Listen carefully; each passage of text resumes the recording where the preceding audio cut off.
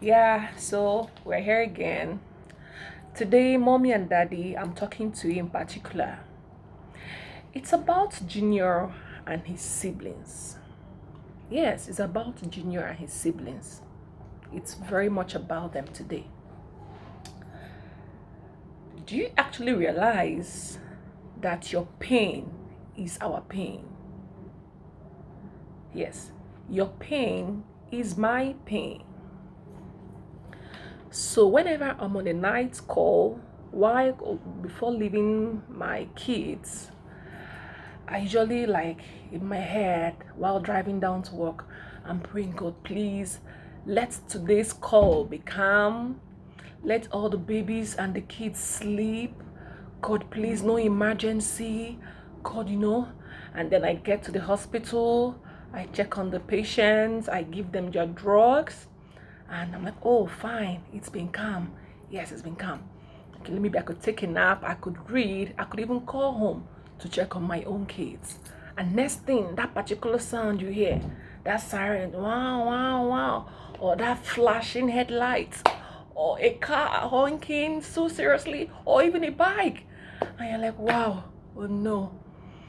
But then you spring into action. Why? Whatever will make a man or a woman rush to the children's emergency at 12 a.m., 1 a.m. is sure something you don't want to take chances with. And then we'll spring into action, and then they bring this child. This child is lifeless. You're seeing nobody's even talking. And when they're coming, they don't come just the parent too. The parents, okay, the mom, the dad. It's as if the grandma lives around too. It's as if the guys, his business partners also live around. Cause or I don't think maybe they are compound people. Everybody troops into the hospital at that time of the night, and they're panicking. You can't. Mom, everybody calm down, please. What is wrong? And nobody's saying anything concrete. Please, what's wrong? And of course, you're coming to a teaching hospital.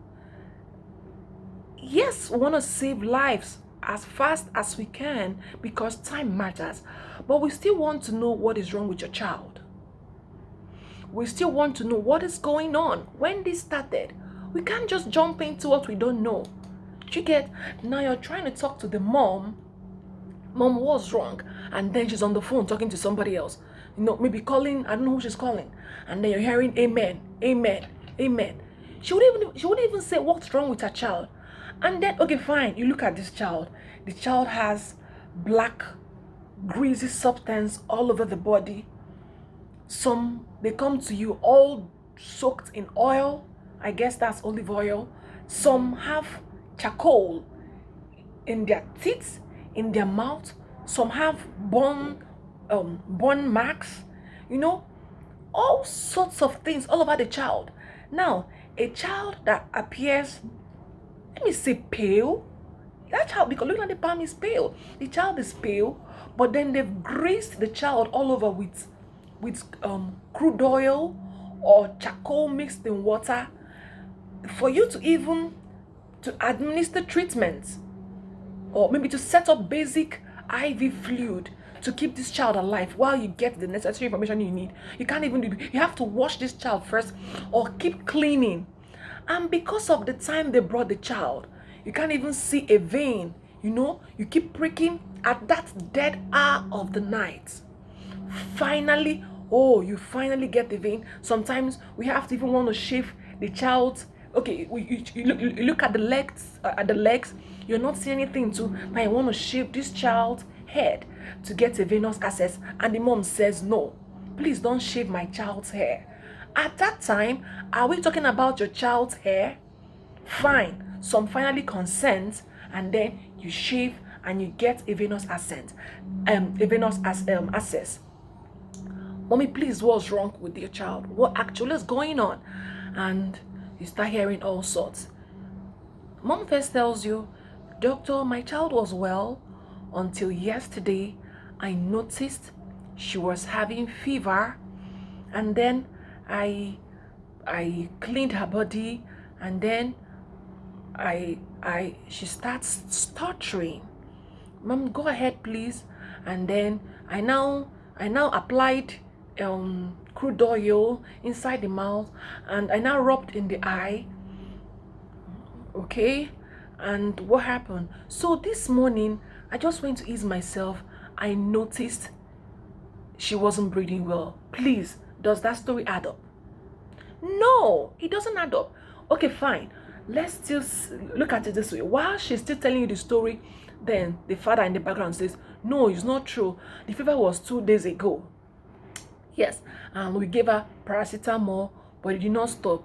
So we now took her to our neighbor that used to take care of children that have fever.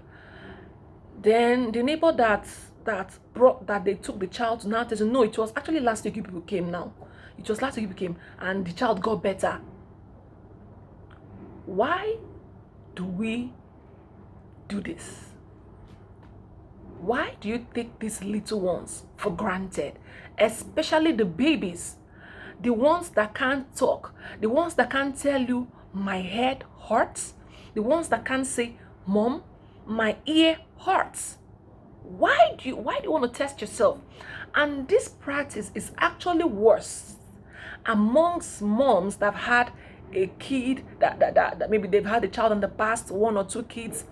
They feel, in short, those ones are automatically doctors. Those are the doctors I know. Yes, what is left is for them to have a license to practice, because now they go with the history of, okay, during Nemerem's case I did it this way, so definitely in this case it should be that way. Mom, every child is different. No symptom is the same. You shouldn't assume it's the same thing. Then again, you get a good history. And luckily you got into a teaching hospital, whereby for the first 24 hours on arrival, we are able to treat your child without you buying a thing. Yes, we the doctors will run around because we know the state of this child. You might not even understand what's going on with your child. All you know that your child he's hot, he's not breathing properly, but we already know what the sequelae is. So we're running helter-skelter, we get drugs and all that to keep your child going. And by the next day, this child is a bit stable, and then you expect the parents to start. You write drugs for them to buy, and they're looking at you like, please keep on doing the miracle you've been doing. No, it doesn't work that way. It's a different ball game if you cannot afford the medications. But now these people obviously can afford their medications. But some of them have their priorities not set right. I've had a patient that kept bantering over the choice of antibiotics. Now you prescribe an antibiotics and then he tells you to give him the paper. He wants to go over the main road or to drugstores to buy it. In the hospitals, we have stocks. We have choices we make for one reason or the other, maybe degree of potency. Now this man goes over and buys the same drug made by who knows who, when and where, and then bears the same name but different companies, of course, and tells the doctor, hey, this one is cheaper, and they say it's as effective as that. And come on now, what do? You administer the drugs and the child takes forever to get well. But this man obviously has the money. What are you saving for? What are you working for if not for these children? Why do you choose to trade their lives over your business, over your investment? I've had a patient that lost a child, and the first remark was, I built 2 decades for this boy in his name. But you couldn't even bring out money to get your child's drugs. You wanted the cheapest. You wanted the least of all things for your child. I'm not saying people that broke don't exist. Yes, they exist. In the hospital, there is a department called social welfare. We know your child needs help. We write to the social welfare to look into your case. Fortunately, philanthropists do come to the hospitals from time to time. They pay hospital bills. They help to procure drugs for patients who can't Yes, who can't? They also even help with those that can't feed themselves. They pay for surgeries.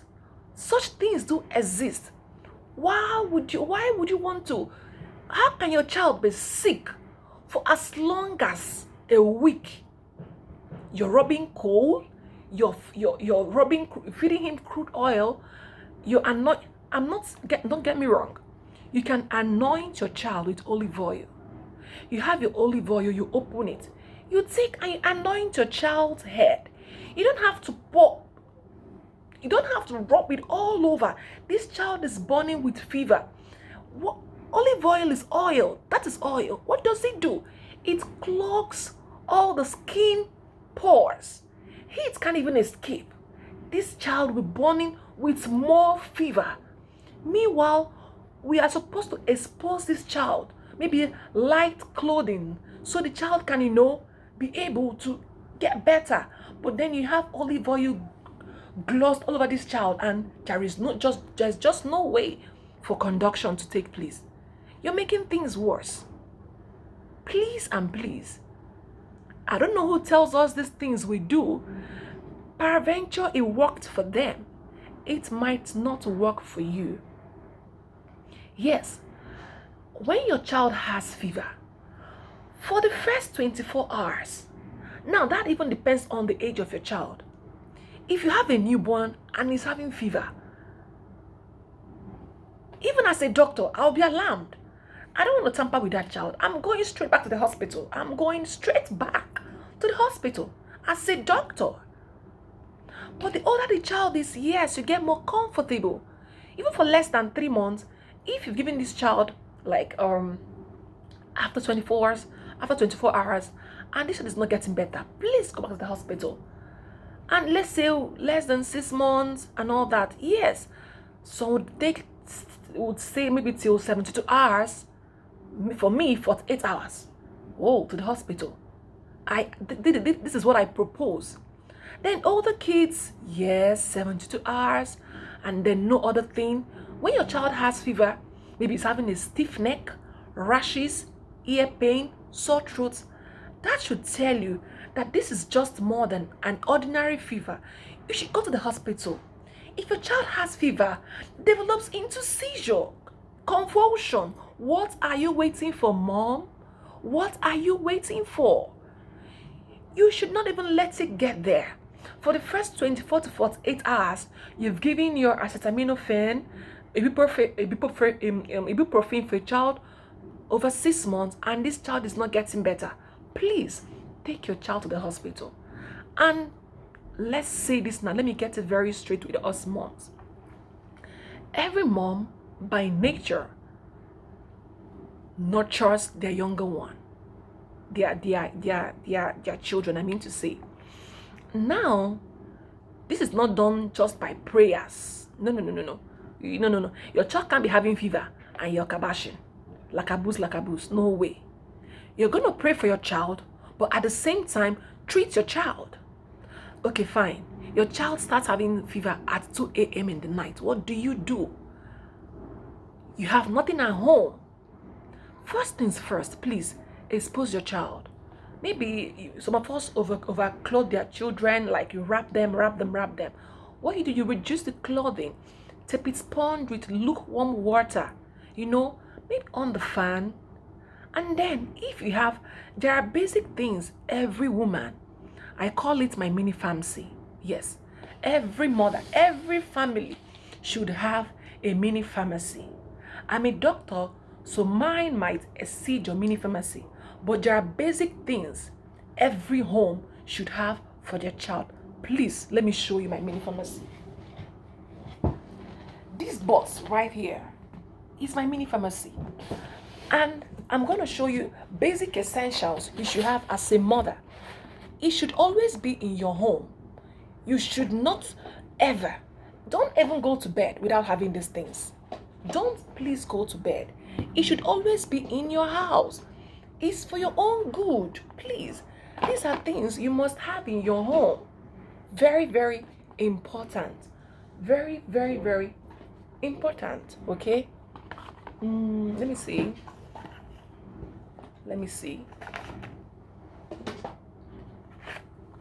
me see. And okay, this, yes. These are the basic things. Every other thing is for doctors. Please, before you start treating and curing everything in your homes. Now, you should always have your thermometer at home. Extremely important. Once you come and say, doctor, my child has a fever, first thing I'll ask you is, how did you know your child has a fever? And you tell me, I touched the body. I'll ask you, did you also check the temperature? And now, the American Academy of Pediatricians have advised that we use digital thermometers because of the risk involved with using the mercury, the one we do shake and put under the armpit. Yes, that could break.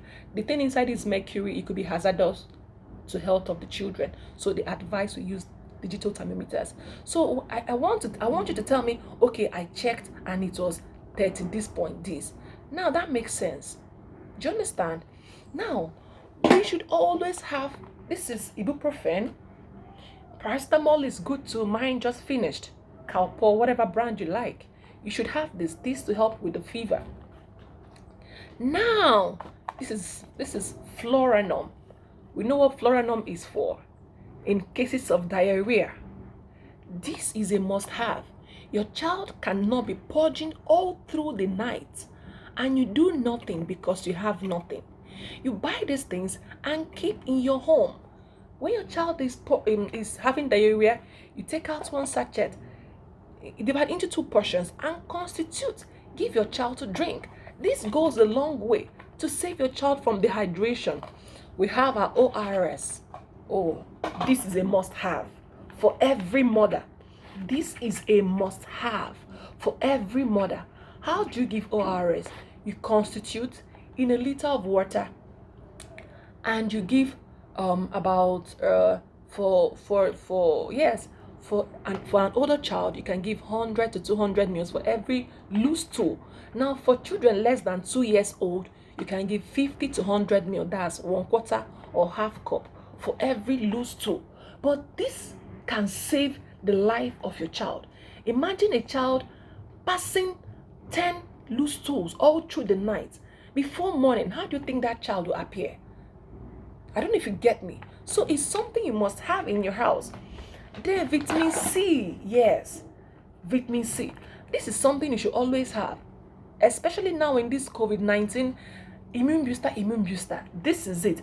Even as you give your child fruits and vegetables, please top up. You can always have this. Multivitamins, it's always an essential for your babies. It's always an essential, in especially a time like this. Gripe water. For me, this is a must-have. Children can, sometimes when my kids sleep, you notice they have colicky, maybe my baby turning and tossing. Just 5 ml of this, I'm very okay. And my child has a sweet sleep. So mom, is something you should have.